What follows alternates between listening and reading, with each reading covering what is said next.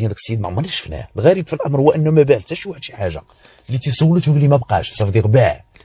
دونك هذا من اجل التمويه ديال شي عصابه تيسرقوا الاغنام. لا بريغاد ريجيونال بمدينه السطات هاد السنه باشرت واحد سلسله من الشكايات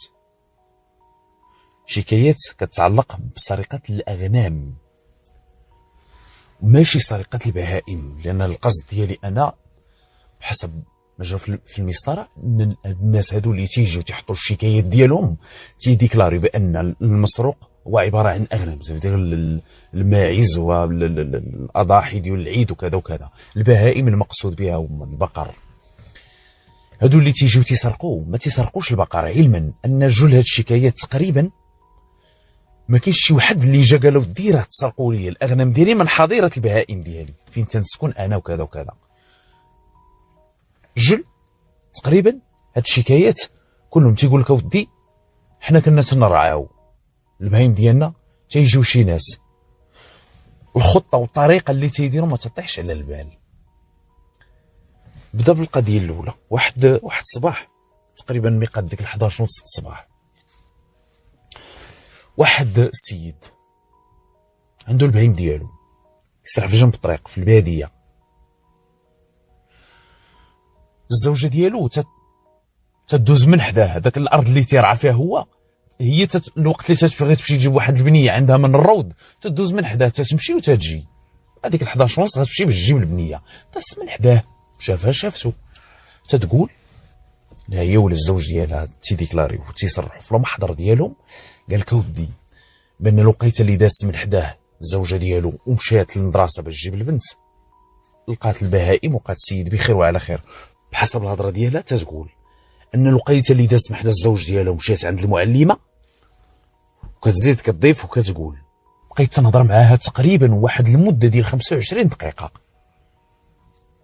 سيرني هي غابت على الزوج ديالها واحد المده ديال ساعه الله، واحد 45 او 50 دقيقه اللي غابت عليه.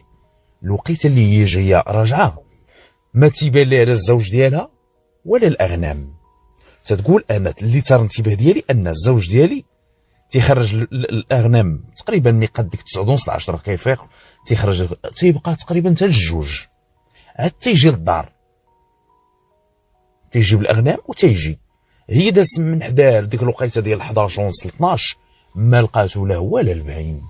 تتقول انا جايه تكنلقى الزوج ديالي طايح عنده واحد الشجره،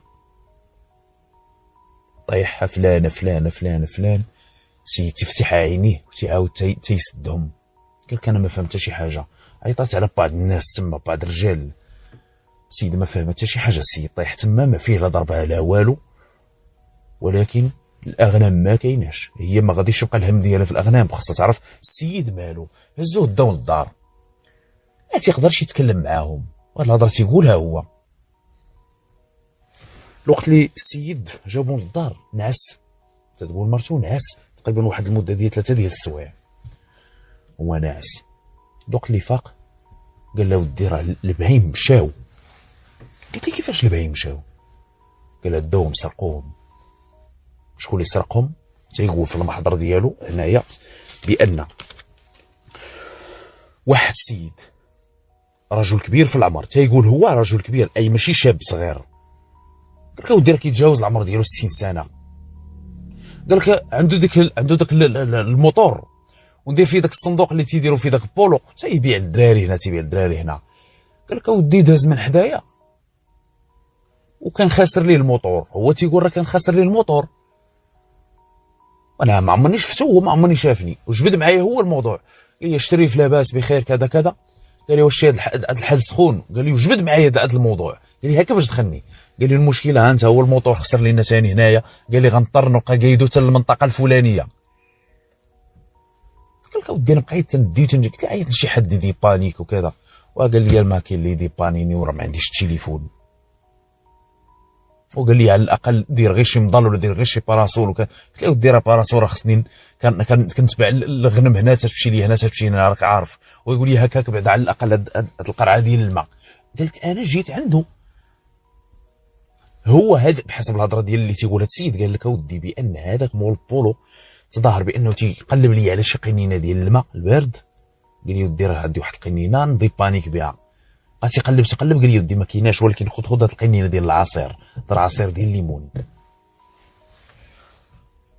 وديك القنينه جاب هاد الناس ديال الدرك الملكي، قال لي ما القنينه اللي عطاني، قال لي شربتها ما هي تقريبا الا 5 ديال الدقائق، قال لي بديت تنفقد الوعي، قال لي بقيت تنفقد الوعي، هو بقى تيشوف فيا لحد اللي عقلت عليه انا تنفقد في الوعي، تنحس بانني كنحس بالدوران اي الدوخه وغادي تنطيح. هو ما حاولش انه يعتقل، بقى تيشوف.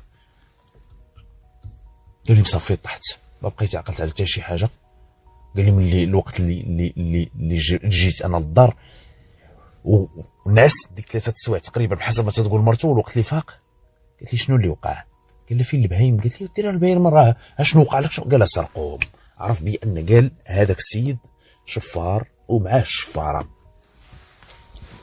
سيد الوقت اللي مد ليه هذيك القنينه ديال العصير مع ديك الحراره عجل بها حسب الهضره ديالو. هاد الناس هادو هذه كانت اولى الشكايات.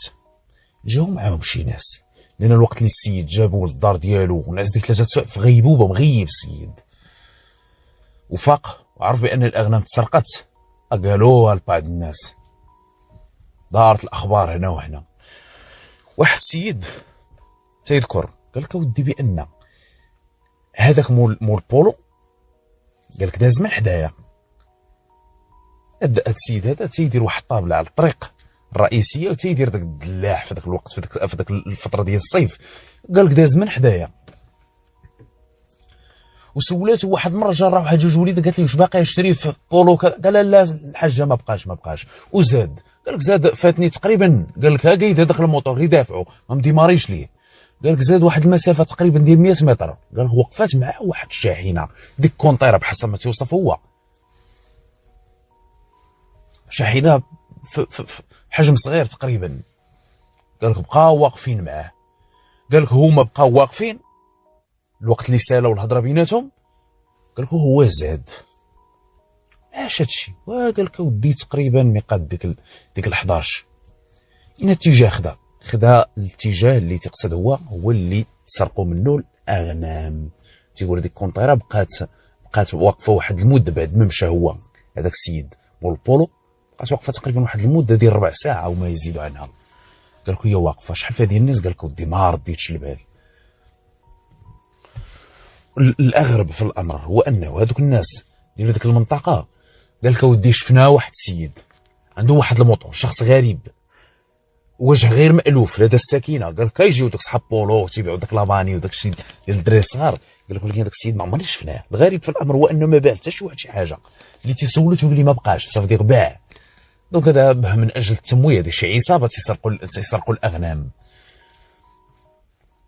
ولكن على الاقل كاين بعض المعطيات انه سيد تقريبا تيفوق العمر ديالو 60 سنه بحسب شهاده الضحيه وبحسب شهادات هذاك صاحب الدلاع وشهادات بعض الناس. قال لك الراجل راكب بعقلو ماشي باقي صغير. ها الاوصاف ديالو، ها الكونطيره اللي كان واقف معاه الشاحنه صغيره الحجم. الناس ديال الدرك الملكي خداو ديك القنينه اللي جاب السيد. قال لك اودي ها هو باقي فيها شي حاجه ديال العصير ويعرفوش فيها شي منوم ولا شنو اللي فيها هذيك القنينه. اكيد بما ان السيد تيقول انا مع شربتها ما هي الا تقريبا 5 ديال الدقائق حسب الدواخان، حسيت براسي غادي تنغيب تنفقد في الوعي.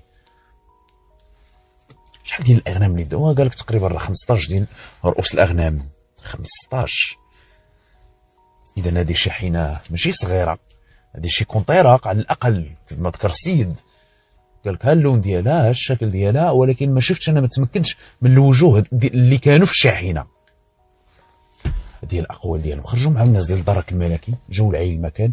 قال لك وديها فين كان واقف هو، ها شنو اللي وقع. تظاهر بانه عنده شي مشكل في الدراجه ديالو، وبقى تيشدني بالهضره وقال لي هكا كتلقى النينه ديال الماء، وبقى تيقلب قال لي ودي محاش واش بقات عندي يمكن طاحت لي يمكن كذا، وعلى الاقل خذ هذا العصير هذا. قال لي ولي تجيب معاك الماء البارد ودير شي بقى تينصح فيه شادو بالهضره، تيتسنى السيد يشرب هذاك العصير يطيح للارض. اذا هذه خطه مدروسه. كاين شكون هما الناس الله اعلم، بحث يا ما تبحث مع الاسف ما جابش الله.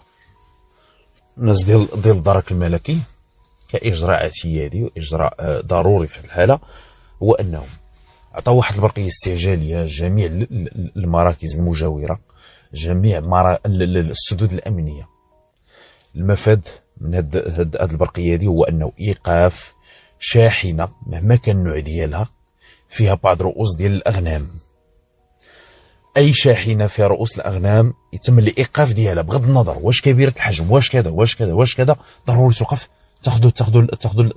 تاخذوا من عندهم المعطيات. هاد البهائم تبحثوا معاهم، هاد البهائم منين، هاد الأغنام منين جات، فين غادا، فين كذا فين كذا. ضروري هذا إجراء اعتيادي مع الأسف.